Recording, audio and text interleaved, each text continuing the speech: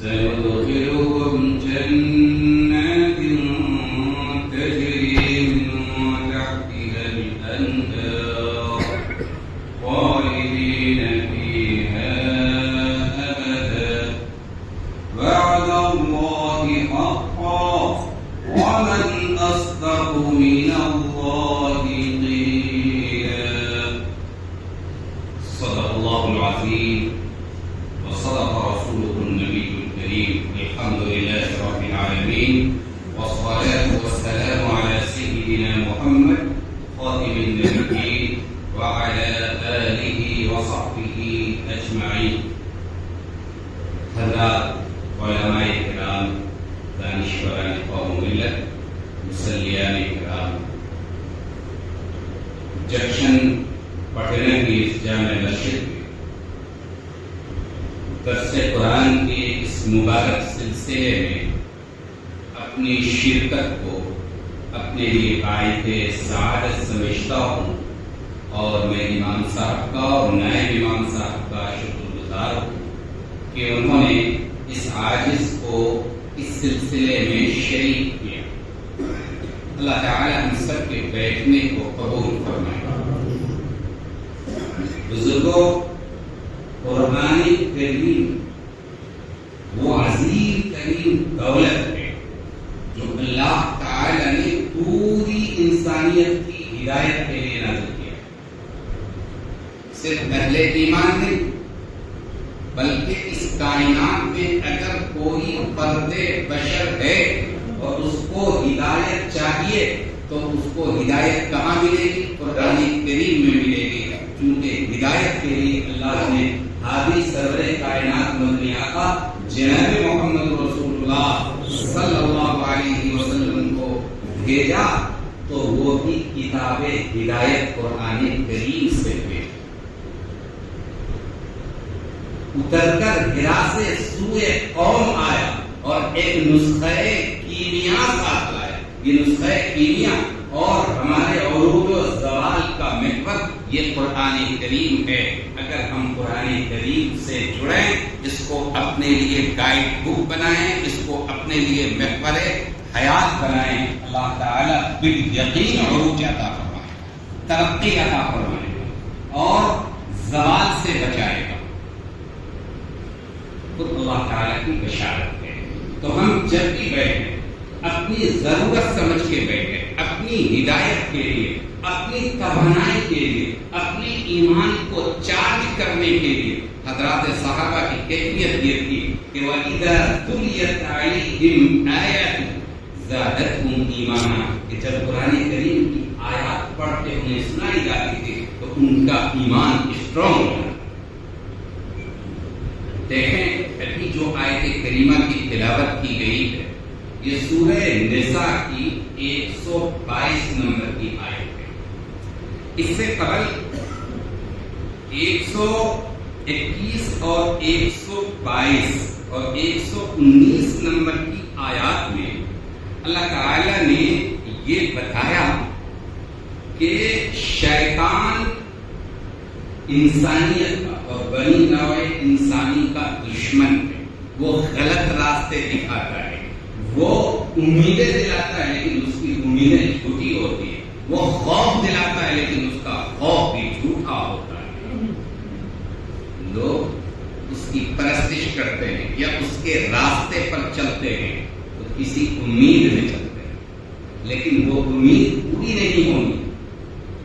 اس لیے کہ شیطان کے دھوکے تو اسی دنیا میں رہ جائیں گے اور شیطان کے راستے پہ چلنے والا روز قیامت میں دیکھے گا اور روز آخرت میں دیکھے گا کہ یہ تو خود جہنم رسید ہو چکا ہے، ہم کو کیسے بچا سکتا ہے.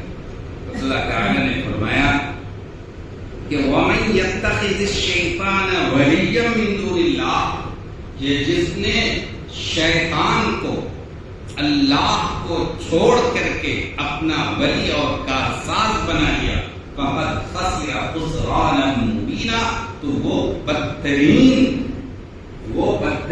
تباہی کا شکار ہو گیا. اب آپ کہیں گے کہ شیطان سے مراد صرف ابلیس ہے؟ پورا شیطانی جگ تھا شیطانی ایجنٹ، شیطانی طاقتیں، طاغوتی نظام، یہ سارا کا سارا جو ہے وہ فریب کے اوپر مبنی ہے، حقانیت کا کوئی شائبہ بھی اسے نہیں ملا ہے۔ لہذا اگر کوئی اللہ کو اور اللہ کے رسول کو چھوڑ کر کے شیطان کو اپنا ولی بنا لیتا ہے، شیطان کو اپنا کارساز بنا لیتا ہے، شیطان کو اپنا حاکم بنا لیتا ہے، تو تباہی یقینی ہے، اور چھوٹی موٹی تباہی نہیں، بہت بڑی تباہی ہے۔ ہم اپنی زندگیوں میں غور کریں تو معلوم ہوگا کہ ہماری جو تباہی ہے اس کی بنیاد یہی ہے کہ ہم اگرچہ سامنے مجلسوں میں شیطان سے دشمنی کا اعلان کرتے ہیں، لیکن تنہائیوں میں شیطان سے دوستی کے کام کرتے ہیں۔ ہمارے معاملات شیطان کو خوش کرنے والے، ہمارے شادی بیاہ شیطان کو خوش کرنے والے، ہمارے آپس کے تعامل، ہماری سیاست شیطان کو خوش کرنے والی، ہماری تجارت، صنعت، گرفت شیطان کو خوش کرنے والی۔ تو جب رحمانی نظام پر ہم نہیں چلیں گے، ہم الہی نظام پر نہیں چلیں گے، شیطان کو خوش کرنے والے کام کریں گے، تو تباہی تو یقینی ہے۔ شیطان کی عادت بتائی گئی، یعیدکم، کہ شیطان لوگوں سے وعدے کرتا ہے، ویمنیہم، اور شیطان انسانوں کو تمنائیں دلاتا ہے، وَمَا يَعِدُهُمُ الشَّيْطَانُ إِلَّا غُرُورًا، کہ شیطان کے سارے وعدے یہ تو دھوکہ ہے، اس کی طبیعت میں دھوکہ بازی، شیطان کے معنی دھوکہ دینے والا۔ لہذا دھوکے کے علاوہ کچھ بھی نہیں ملنے والا ہے۔ اولئک مأواہم جہنم، جو شیطان کے راستے پہ چلنے والے، جو شیطان کو اپنا ولی اور کارساز بنانے والے، جو شیطان کو اپنا سب کچھ ماننے والے ہیں، تو پھر شیطان کہاں لے کے جائے گا؟ اولئک مأواہم جہنم، ان سب کا ٹھکانہ جہنم ہے، ولا یجدون عنہا محیصا، اور جہنم سے بچ نہیں پائیں گے، کوئی کوشش کریں گے بچیں گے۔ قرآن کریم کا ایک اعجاز، ایک اعلیٰ بلاغت، ایک چیلنج یہ بھی ہے کہ یہ وہ عظیم کتاب ہے کہ جس میں بڑی خوبصورتی، اب آپ کو میں بتاؤں یہاں کی خوبصورتی کہ ابھی شیطان کا تذکرہ ہوا، جہنم کا تذکرہ ہوا، تو اگلی آیات میں فوراً جنت کا تذکرہ۔ یہ قرآن کا حسن ہے کہ جہاں پہ شیطان کا تذکرہ ہوگا، شیطانی داؤ اور چال کا تذکرہ ہوگا، وہاں اللہ کی رحمتوں کا تذکرہ ہوگا، تاکہ انسان خوفزدہ نہ ہو، انسان کے سامنے متبادل پیش کیا جائے، انسان کے سامنے حل پیش کیا جائے۔ صرف شیطان سے ڈرانے سے کام نہیں چلے گا، بلکہ الہی نظام کی طرف لانا پڑے گا، نظام مستقبل کی طرف لانا پڑے گا۔ سب کائنات کے آقا جناب محمد رسول اللہ صلی اللہ علیہ وسلم نے جو شاہراہ حیات اور دستور حیات چھوڑی ہے، اس کو پکڑنا پڑے گا۔ اگلی آیت میں اللہ نے فرمایا، والذین آمنوا وعملوا الصالحات سندخلهم جنات تجری من تحتها الانہار خالدین فیہا ابدا، کہ جو لوگ ایمان والے اور جو نیک اعمال کرتے ہیں، جن کے اندر ایمان و یقین کی دولت ہے اور وہ دولت سیرابی پاتی ہے اعمال صالحہ سے، انہیں ہم داخل کریں گے ایسی جنتوں میں جس کے نیچے نہریں جاری ہیں۔ جنت میں داخلہ مل گیا، بہت خوبصورت جنت ہے، ہمارے تصورات سے پرے ہے، لیکن اگر یہ پتہ چل جائے کہ اس میں بس رات بھر رہنا ہے، بکنگ جو ہے وہ 24 گھنٹے کے لیے 5 اسٹار ہوٹل اور دنیا کے 7 اسٹار ہوٹل میں بکنگ کا ٹائم ہوتا ہے، تو وہ میسج آنے لگتا ہے کہ 2 گھنٹے بعد خالی کرنا ہے۔ وہ سوچتا ہے انسان ہے کاش ہمیں اندر ہی نہیں ہوتے، ساری لذتیں تو ہوا ہو گئی، لیکن اللہ کا نظام ہے کہ اللہ نے ایسی جنت بنائی ہے جو ہمیشہ ہمیشہ کے لیے ہے، کبھی یہ نعمت ختم ہونے والی نہیں ہے۔ خالدین فیہا ابدا، اس جنت میں اہل ایمان، متقی و پرہیزگار لوگ ہمیشہ ہمیشہ رہیں گے۔ کبھی ایسا ہوتا ہے کہ انسان یہ سوچنے لگتا ہے کہ یہ جنت کا وعدہ ہے، پتہ نہیں یہ ہوگا بھی، جنت ہے بھی کہ آپ اپنے دل پہ ہاتھ رکھیے تو کئی بار شیطان یہ فریب ڈالتا ہے کہ یہ جنت جنت جنت کی نعمت اور جنات الفردوس بہشت پتہ نہیں ہے کہ نہیں. اللہ تعالی نے آپ کے اس شبہات کو الفاظ کا رخ دے کر کے جواب دیا. وعد اللہ حقا، یہ اللہ کا وعدہ ہے اور اللہ کا وعدہ برحق ہے، وہ یقیناً پورا ہو کر کے رہے گا. دنیا کی کوئی طاقت یا دنیا کو چھوڑ دیجئے کائنات کی کوئی طاقت اس کو ٹال نہیں سکتی ہے. اللہ نے وعدہ کیا ہے تو اللہ وعدہ کی خلاف ورزی نہیں کرتا ہے، وہ پورا ہو کر کرتا ہے. اب یہ ہے کہ اللہ کا وعدہ پورا ہوگا تو صرف یہی ایک جنت کا، یا اس قرآن میں تو بہت سے وعدے ہیں. اہل ایمان کو بتایا گیا کہ اللہ نے جو کچھ بھی کہا ہے وہ اتنی سچائی پر مبنی ہے جس سے اعلیٰ درجے کی سچائی کا کوئی تصور ہی نہیں کیا جا سکتا، سوچا نہیں جا سکتا ہے. وَمَنْ أَصْدَقُ مِنَ اللَّهِ قِيلًا، اللہ سے بڑا سچا کون ہو سکتا ہے؟ سچائی کا ایک اشرے اشیر مل جائے تو پوری دنیا سچی ہو جائے گی.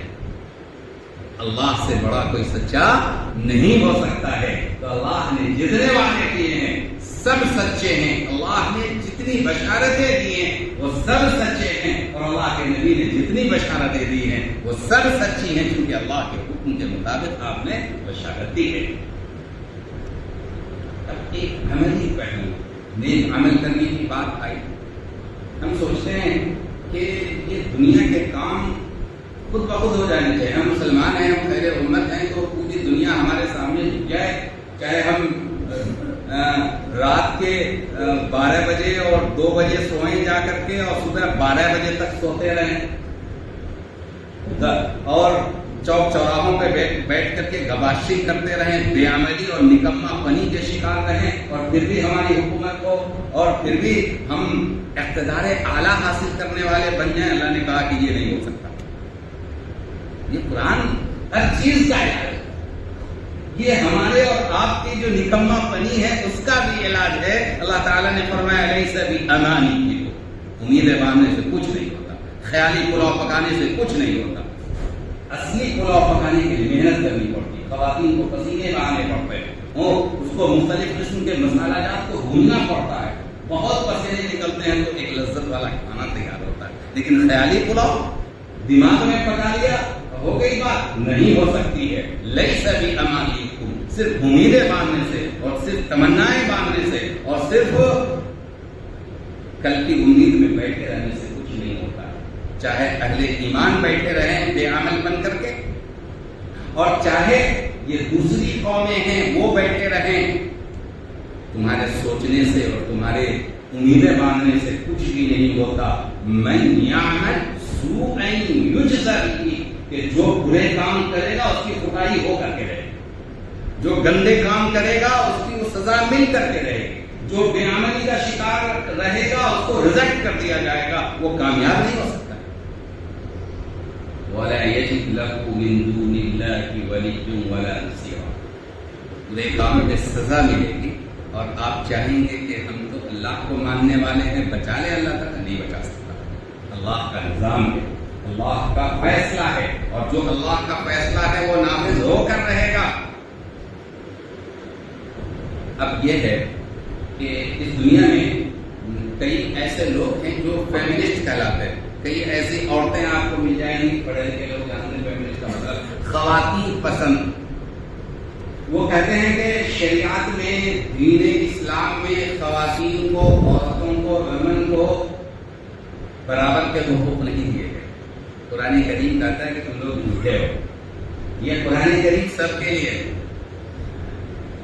قرآن کریم کتاب ہدایت سب کے لیے ہے، کتاب نجات سب کے لیے ہے، کتاب ترقی سب کے لیے، اور کتاب حقوق سب کے لیے ہے. سب کو حقوق دیے گئے. یہ اور بات ہے کہ ان کا معاملہ چونکہ پردے سے جڑا ہوا ہے، اس لیے اکثر احکامات مردوں کے ضمن میں آتے ہیں. لیکن اگر کہیں شبہ پیدا ہو جائے تو کھول کر کے عورتوں کا مسئلہ بھی الگ سے بیان کیا. آپ دیکھ رہے ہیں کہ یہ جو سورہ ہے وہ کیا ہے؟ سورہ کا نام کیا ہے؟ سورہ نساء. نساء کے کیا ہے؟ اور پورے قرآن کریم میں سورہ رجال نہیں ہے. رجال مانے مرد ہوتا ہے، عورتوں کے لیے مستقل سورہ ہے. ٹھیک ہے.